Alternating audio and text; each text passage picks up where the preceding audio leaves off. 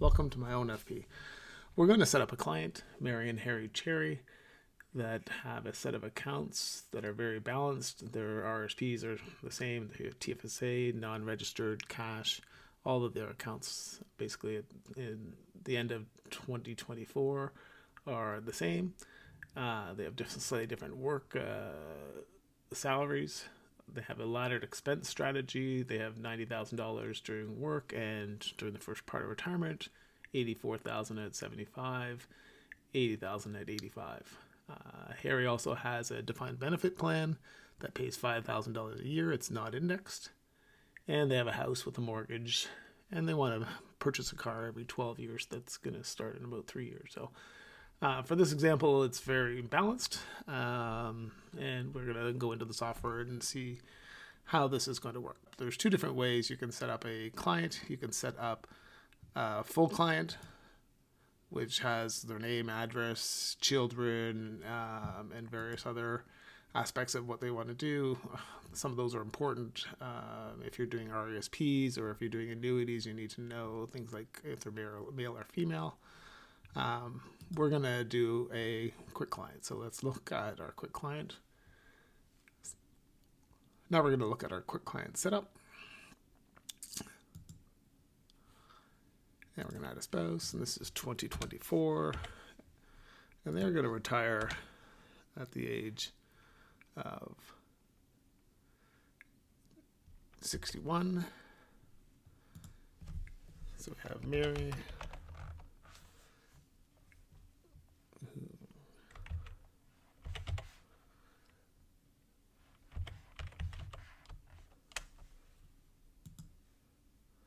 We're going to set them up in British Columbia.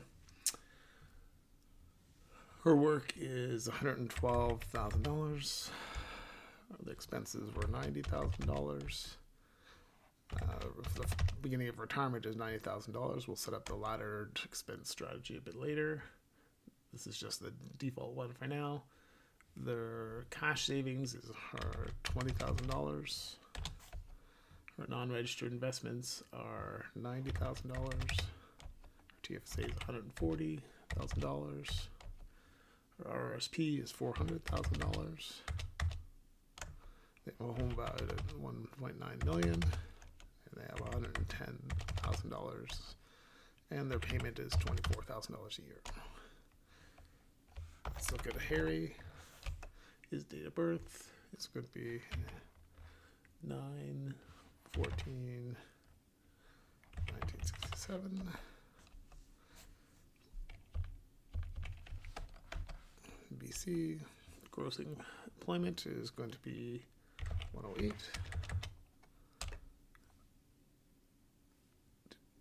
Cash savings are also $20,000. All these are going to be the same for this couple.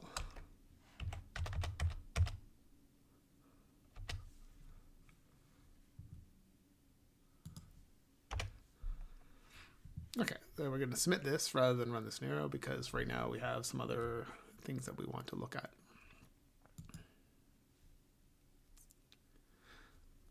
Now, let's take a look and see what the quick setup is set up for us. We go into our accounts. We can see we have an employment for Mary and for Harry. We have expenses starting in 2024. It's going to be $90,000. 2028 is $90,000 as well. We have a cash and non-registered accounts. Again, you can look at Harry and Mary since they're identical. It's not that exciting. We have TFSA, we have an RRSP, and we have our property and our liability here. So, and you can go into each one of these. The liability shows us $110,000. Default, by default we set a set of interest rates for liabilities and for investment accounts. We can modify those according to what Mary and Harry have. And by default, we have our CPP and OAS and GIS set up. We have both are by default setting up to 90% in a simple model. So Now let's explore and set up our laddered income strategy. So we go to our laddered income strategy, we look at our expenses, and we're going to add a couple more years on here. This is going to be 2042, and this is going to be $84,000 split with our spouse. We're going to do this up until age 84. End of life is if this spouse dies, how much would get transferred to the remaining spouse? So probably only 80%. And this one's going to be 2052. And we do $80,000, 50%, up to, we'll just all the way up 95 or 120, doesn't really matter. 80%. Let's take a look at the initial ones that I have. These end of lives right now, since they're both passing away at the same age, they're both were born in the same year, and they're both going to live to the same age. But if you want to set up different end of life expectancies for each, then this helps out with that. Okay. This one has to be up until 74. Okay, so we have 90,000 up to age 60. Let's put that 61 because we're actually going to be half retiring in that year. So let's make that 2029. It doesn't really matter because they're exactly $90,000 the same. 50% up to 84. So that looks good. So we'll submit that. Now we're going to set up a repeating expense for our car. So we add another expense. We'll just name that car. And we're going to do this starting in 3 years, 2028. And the value of that's going to be $70,000. And that'll be in, the year for that will be 2025. So we're going to make that 2024 because everything's been 2024 for now. We're going to allocate 50% of the cost of that to the spouse. We're going to take this all the way up to 95, and we're going to repeat that every 12 years. We still, end of life, we would still have the same expense if one person passed away or the other person passed away, so it's still going to remain at $70,000 for the car. So we're going to submit that as our expense.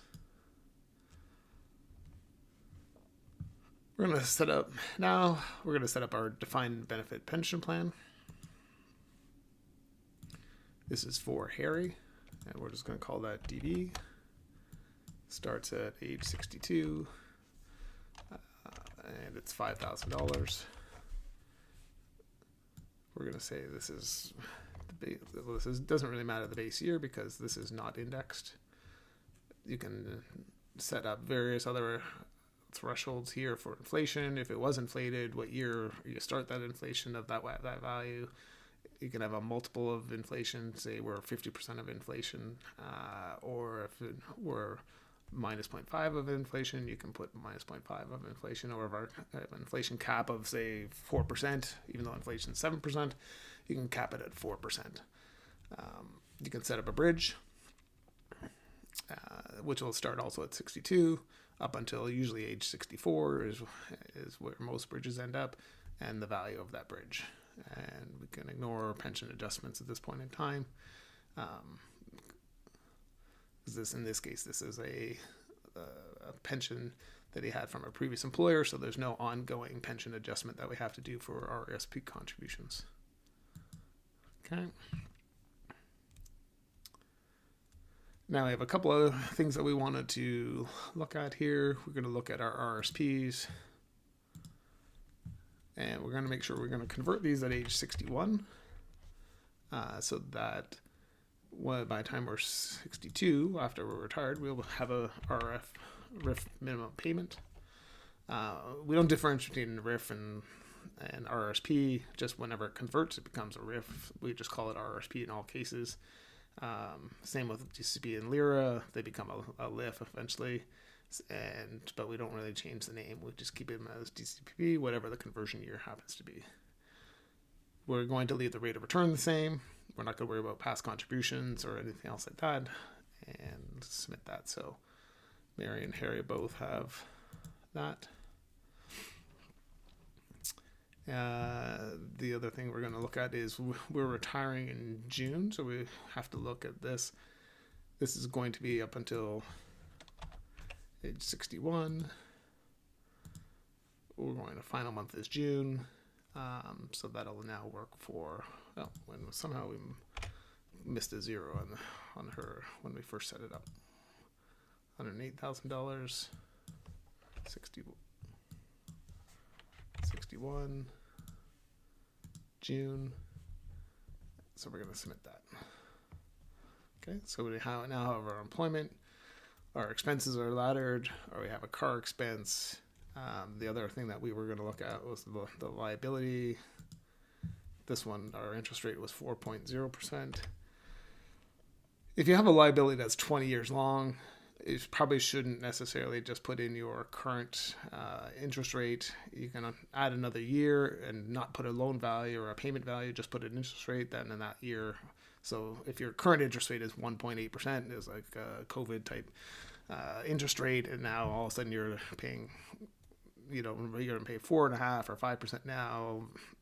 Much years from now, you'll eventually pay 4, 5, 6%. So put an average in, say 2025 or 2028 or whatever it is, so that for the remainder of those 20 years, don't think you're going to pay 1.8%. It's probably not very likely.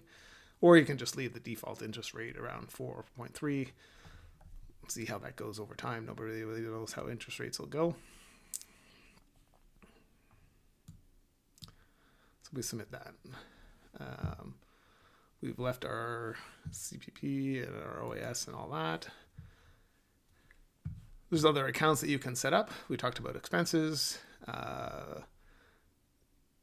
We talked about non-registered. If you look in a non-registered account, a cash account is simply a non-registered account that has named cash.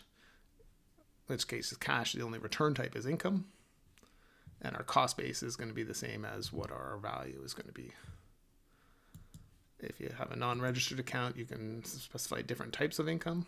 So we have a 2.1% of the value we're going to return as a dividend each year. We have a capital gain. That's a crystallized capital gain that we're going to pay tax on every year.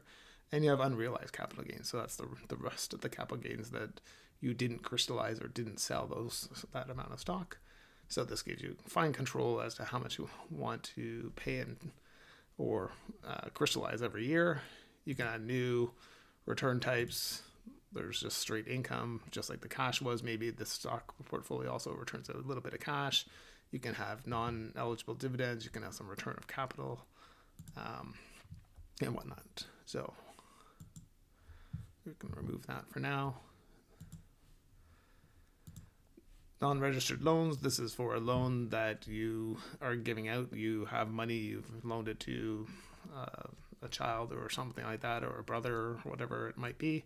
There's a loan, there's an income rate, what you're charging them, 2% or 3%, whatever it happens to be. There's a payment value that is associated with that, how much they're paying you. It's going to be above the interest. You can have payment types, which is the value. So if they're paying you $20,000, it'll just be the payment value. It could be like a line of credit type thing where it's like interest plus. I'm going to pay you the interest plus $500. So if you hit interest plus, that would be interest plus $500.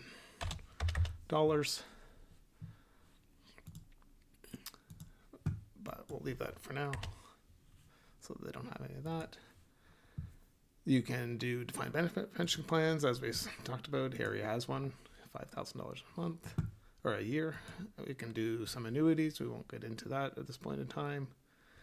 Let's go back to Harry here. Property in your home. This is your home, has the liability, has the property value, how much is attributed to your spouse, what the cost basis is. That's if it's not a primary residence, since it's tax-free in Canada. If you want to purchase or renovate or upscale your house to sell your house, buy another one way to do that is just by adding more value to this house. You don't really have to sell it and purchase another one. You can just say, I'm going to purchase a new house. It's already 1.9 million, so I'm going to spend another $500,000. The source of that could be whichever, something we're going to take it from something, or if none of these work, it's going to take it from the liability. So we'll add more to the liability in that case, and whatever. So you could say, oh, let's take 100,000 from cash, and if we have that amount available at the time, and then the rest of it will go to your home mortgage. So we don't have to worry about that right now.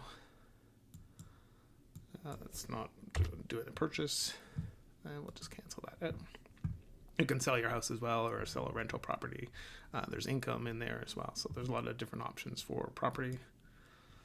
Inheritance gifts, you can set up an inheritance at some point in time in the future. Say this is 2040, and I'm going to inherit $500,000, and you can say, is that in 2024, $2025, or is it in if it's in $2040, that would be $500,000 in 2040 in exactly that currency. If it was $2024 and we inflate it, then that 500,000 will be 650,000 when we actually see it into our account. So this allows you to adjust your inflation as to what this value means, what currency year it's in. You can also set up another one. For example, you could say, oh, I am also going to get $2,000, and this is going to go all the way till age 80, and I'm going to repeat this every year. So you could be getting a gift from somebody of $2,000 every year, and from 2040 or whatever year you wanted to put this in, if that was what you needed to do. So those are a bunch of different accounts. We'll talk about CPP a little bit later. We'll just leave that. Now we have it all completed. We're going to start and run the scenario. So we just click run the scenario. We put in a label, initial. We're going to inflate at 2.4%. We're going to move this down a year. We're going to start the report at 57, which is 2024. We're going to compute in 2025. The reason I would hear it from this year is because we're recording this now in 2026, but I wanted to backdate it to 2025. So we're going to just backdate that to 2025, because we're going to do an update later on in another video for 2025 values. And then at that point, we will move that to age 59, which will be the 2026 value. And our CPP, we can see we start that and whatnot. So let's run the scenario. And this was what the main scenario looks like. And so now we've run it. And we're not going to spend too much time exploring it right now. We're going to leave that for another video. But now you see the grid and what's going on here, and we've run the scenario. So thanks very much for watching. And as we said, in the next scenario, or the next video, we're going to look at exploring this grid and how to navigate in and around the grid. Thank you very much.